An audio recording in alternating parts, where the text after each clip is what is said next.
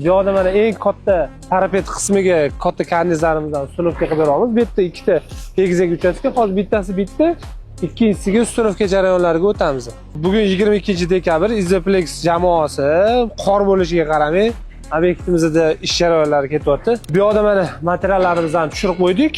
Hozir faqat asosiy tepa qismi, chunki tunikachilarimizni zaril degani uchun o'sha oyna eshiklarni qo'yib berishgandan keyin, xudo xolisa oynaning chetlarini ham, eshiklarning chetlarini ham chiroyli qilib ustunovka qilib beramiz.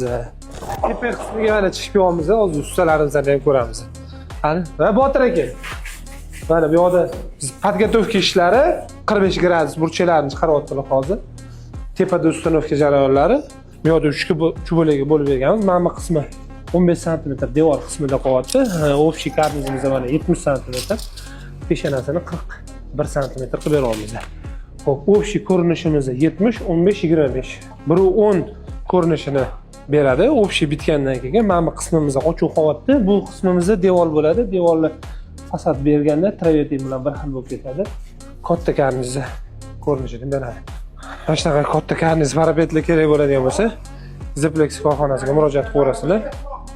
Sepmali variantini ham, quymali variantini ham zakazlar bo'yicha qilib beramiz. Bu yerda klientimizda sepmali variant bo'lsin dedilar, katta qismini, mayda qismlarini quymalidan qilib berganmiz.